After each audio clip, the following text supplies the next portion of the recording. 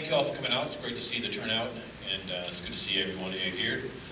Just as a side note from the Farmers Branch Police Department, we always welcome our elderly community here, and we just want to know that from the Farmers Branch Police Department, we love each and every one of you, and we're here for you, and it's great to see you guys here. One question, I guess it's hard for me to follow up with that bench shaker. Some of you guys had a smile on your face, and yeah, when Wendy mentioned the bench, I don't know what it is, but I guess if it works, right? Anyway, my name is Detective Andy Taylor, and I work with Mayberry, North Carolina. Any of you believe that?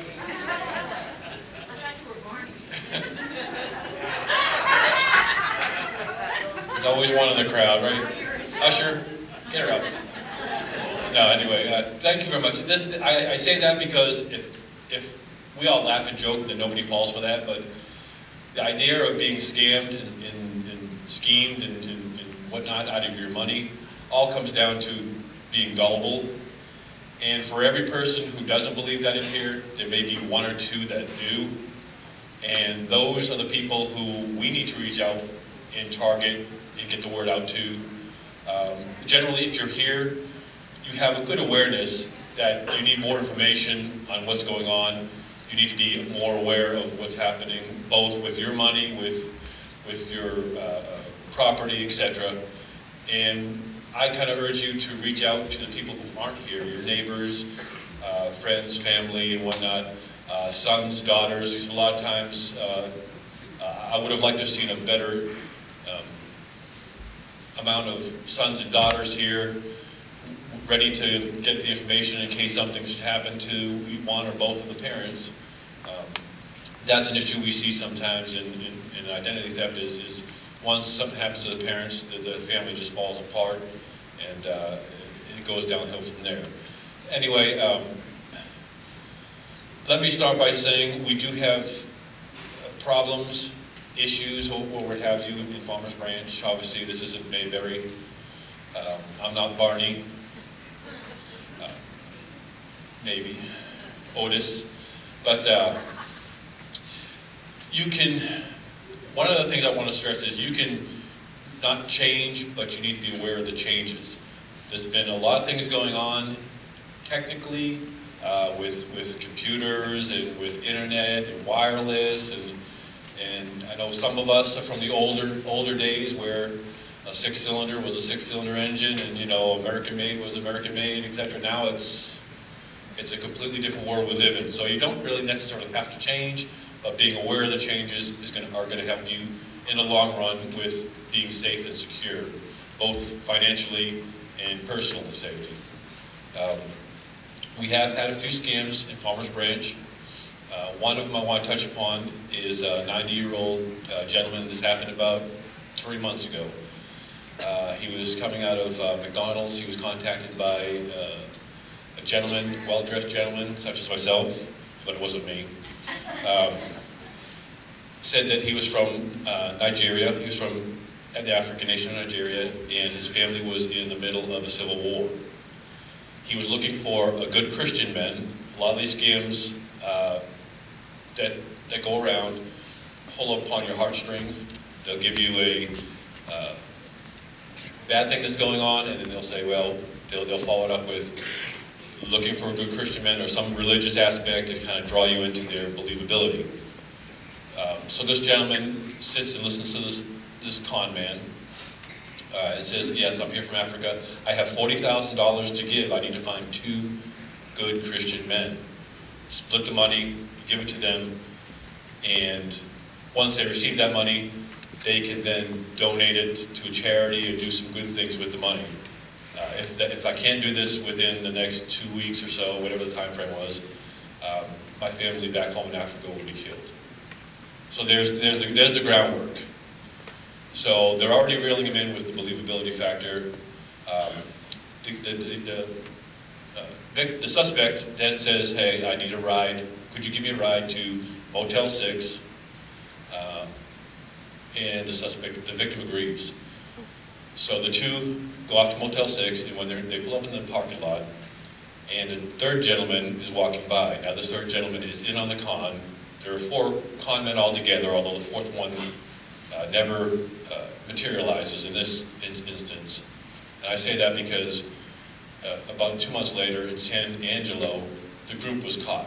So they're in custody, all 4 of them, and we have, it's good. And now we have victims in Haltom City, Farmers Branch, Dallas, San Antonio, Corpus Christi, that we can find, and how many others that are out there who have never reported or whatever still remains to be seen. But so anyway, they're in the parking lot of Motel 6. Another gentleman passes by. The suspect says to the gentleman passing by, "Sir, could you come here?" The guy, of course, approaches him. They give the same story.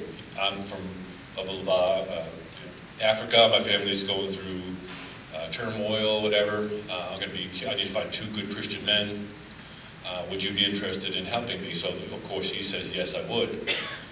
So the first con man says to the second con man, opens a briefcase of what appears to be $40,000 in cash. Says, "Okay, here's $40,000. He gives the briefcase to the second con man and says, "I want you to walk around the building, and when you come back, I know I can trust you." So now he's trying to build trust. So the con man certainly leaves, comes back with the money, and everything's okay. So he says, "Okay, I can trust you now. Now I need to know if I can trust the victim." So the con man gets out of the car, leaves the money with the victim in the car, tells the victim, "Now I need you to drive around the building, so when you come back, you bring the money back to me, I know I can trust you." So the victim does it. Okay, so now I can trust you, now you got to prove that you can trust me. So the con man gets the victim to drive him to our Chase Bank here, Valley View, Josie. Victim goes in, withdraws $15,000. Comes out, gets in his car, the suspect is there, sits down and says, "Okay, now you need to prove that you can trust me."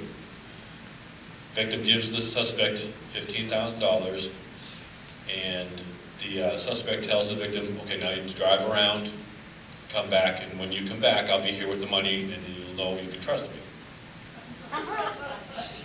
We laugh, but this actually happened about 3 months ago.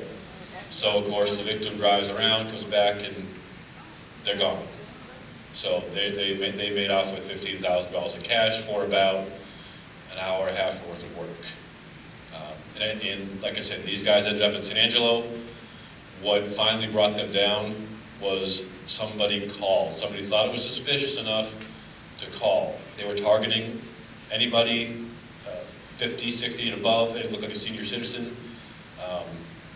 They were contacting them in public areas so they could catch them off guard. There were a total of 4 men involved to add to the believability. And they got this one elderly gentleman, the 90-year-old man, and he did not report it, surprisingly enough. He did not report it to the police. His wife did. He was what a lot of people tend to get when they were victims of these kind of scams. He was embarrassed. So he didn't want anything to do with the police department, didn't want anything to do with filing a report. But I spoke to his wife, and I spoke to her since when they got these people in custody. And now we just got to make sure that he can identify them, which may be another hurdle. He may not be able to positively identify them because he only had limited contact with them. But scams are out there. Scams are all around. I can go into talking to you about keeping your Social Security out of your wallets, checking your mail regularly. These are identity theft stuff that's pretty much out there a lot, and you can go onto the website, texasfightsidtheft.gov, and they give you a lot of different strategies for protecting your personal self. Again, texasfightsidtheft.gov. That's the State Attorney General's website. There's a lot of good information out there too as far as protection. Working with the senior crowd here, I wanted to kind of keep it to scams that I see that happens with seniors specifically. Another scam that I've got working on right now is a caregiver scam. Elderly lady, I couldn't say that. Elderly lady passed away. She was 92. God bless her soul. And then the executor of the state comes in, starts doing all the paperwork, whatever, finds out that she's missing about $3,000 or $4,000. Apparently during the last year or life or so, the caregiver was allowed to just take the check card, whatever, go get groceries, here's a blank check, go do this, go do that. And she would do that, and then she would do a little bit more on the side for herself. And now that the lady has passed away, we lose a little bit of the connection for prosecution-wise because our victim is gone, even though technically we still can prosecute using her estate as the victim. We've got a couple of cases right now that involve caregivers, and I don't want to say caregivers are bad because obviously they're needed people, and the vast majority are great, beautiful souls doing a good job. But it pays to be, if you're going to use caregivers, get references, due diligence, check people out, check companies out. Better Business Bureau is an ally as well. And if you don't feel it's like something's right, then it probably isn't. And I know you've heard some of these things before today, and a lot of it seems like it's just rambling on, but you just need to let it sink in. One other scam I have that I'm going to notice, because it's particularly preys upon seniors as well, is there are a few ways that scammers can get you. They can get you on the internet. We don't see a high amount of internet scams to the elderly because a good majority of the elderly don't use a computer enough. And if you don't know a lot about the computer, you're good to go. Don't try to mess around and do all sorts of crazy things on the computer or the internet because you may get yourself in trouble. If you are on the internet, if you are savvy enough, you know to look for the little lock icon that appears right to the right of the toolbar. It's a little padlock looking thing. That will alert you that you're on a secured website, and that's a good thing. If you don't see that lock, then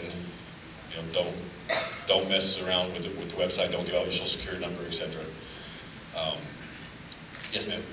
I get a lot of email, and I'm sure a lot of it is spam, and a lot of it is trying to get information about my personal identity and things like that. And I just really believe it. Absolutely. Absolutely do not respond to it. If I have a question, my brother's kind of here with me, so I mean, I just he advises. She was saying that she gets a lot of spam email, and she just goes ahead and deletes it. I don't even open it myself. I'm the same thing. I delete it if I don't know the person. Like you say, somebody comes to your door, you don't know them, delete it, get rid of it. Obviously, you can't have foreign countries can't offer lotteries here in the United States. So if you're getting lottery winnings from another country, or you're getting calls about lottery winnings and you just need to send them the money for the tax purposes, $2,000 or whatever, complete scam, don't fall for it. I've had a lot of stories. I stopped a lady on traffic one time, and she was on her way. She was speeding through her school zone because she had to go drop off this check. She had to go mail this check. It had to be post-dated by that day so she could collect her winnings from a foreign country. And I explained to her that it was a scam, and she said, yeah, she knows it, but she's caught up in it. She can't stop.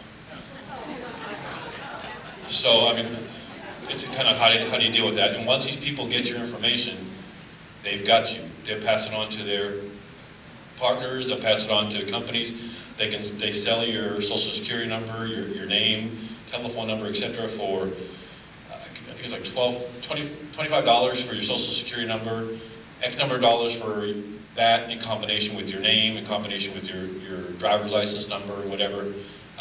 They can open up bank cards in your name, then go to the bank, get a change of address form, and have it sent somewhere else and start using it real quick. And by the time you catch on, they've shut it down and they moved on. Sir?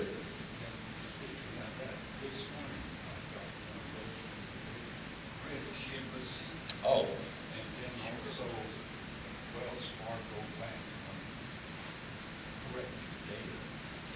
Yeah, don't fall, like I said, if a bank's calling you to correct your data, the bank, like you said earlier, they know who you are. They've got your information, don't even respond. And the fact that foreign countries are wanting to make us lottery winners, I think that's great. We have a national debt. Let's see if they can't help us out there. Right? See if we can't make some use of it anyway. But where was I? I'm sorry, I digressed a little bit. Talking about, telephone scams. Now these scammers, they're going to reach you on the internet, they can reach you by going to your door, knock on your door, your roof looks bad, you go outside and look, and yeah, there's a shingle or two left up because before you got to the door, they went there and made that damage. So you give them authorization to do just a little inspection for $100. So they'll go up there and do an inspection and say, oh yeah, you need this, you need that, you need this and that. And then, of course, they make it sound like the world is ending and you need to do what you need to do now, because if you don't, you're just going to die. They use that as their advantage as well. They use that's a tactic that they use to pressure you into making a decision. Don't. If somebody's coming to your door and says, you need this, you need that, I can do it for you, give you a good price, thank you very much, I'm going to get another bid. And that's it.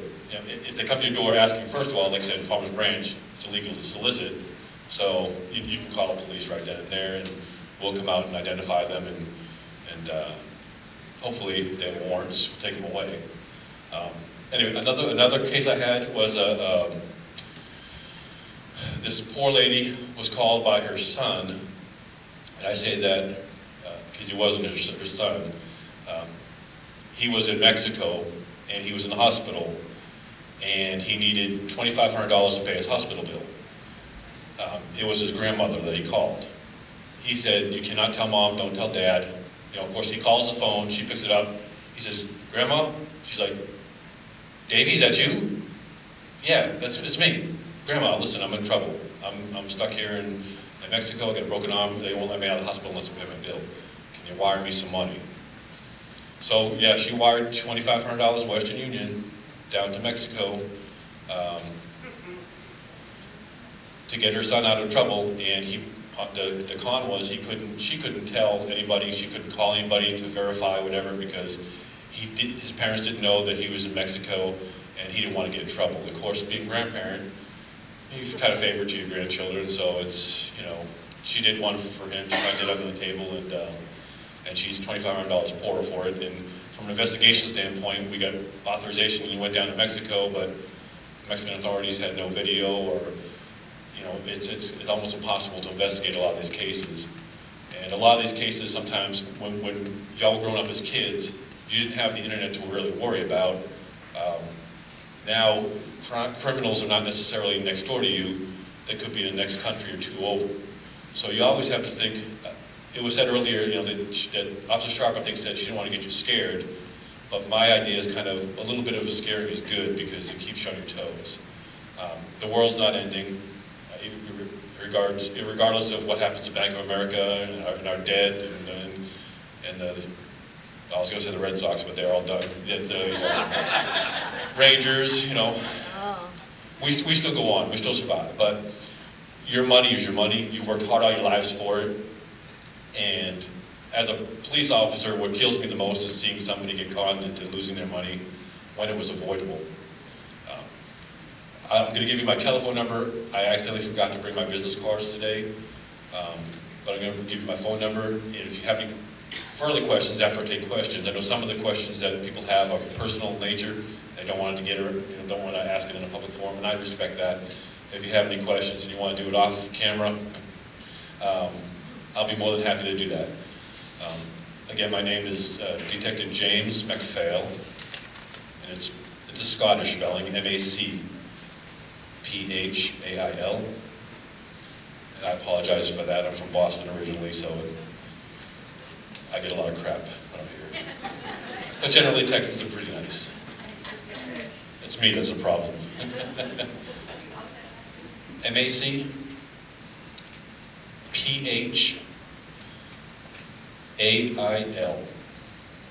And my direct line to my desk is 972-919-9344. I feel like breaking out into some karaoke here or something. The microphone, all yeah. A little Neil Diamond or something. Or... Thank you. Okay. Questions? Ma'am. How would someone be able to hack into AT&T and get my information? I was scammed because they called, they knew the amount, they knew my account number and the amount of my bill, and she gave me her ID and told me that hadn't I received a letter from them 30 days prior, saying that they could no longer debit my checking account for my bill. Could I make other arrangements? Which I unfortunately did. And you never received that letter? No. Well, you get so much stuff Right. from AT&T and all these companies, but is it that easy to hack into a company like AT&T and get information? First of all, I would say we're not sure they were actually hacked into. Okay. Some of the problems that we see are employee-based problems. We see some issues from any person who has access to anybody else's information, doctor's offices, call centers, or what have you. They can use that. They can take those lists and they can sell them. Lists meaning the list of people that they've got, the clients or whatever information that they can write down. They can take them and sell them. So we don't know for sure that it was actually a computer breach. It may have been. Hackers, I mean, if given enough time, they can hack into almost anything. And that's, of course, what the United States is trying to work so feverishly to defend against. As far as, I just saw a report yesterday about the blackouts, and they're afraid of hackers hacking into all the computer systems here. But more than likely, somebody got a hold of that information from AT&T and knew that you were an employee, but a subscriber. Right. And they just went on with their story from there. And She gave me her name, her employee number. And it probably wasn't her name and her employee number. Right. Right. Not. But then after I unfortunately I said, well, can you do it through my Visa card, and gave her the number. And she gave me a confirmation, and in 2 days managed $1,000 over the internet.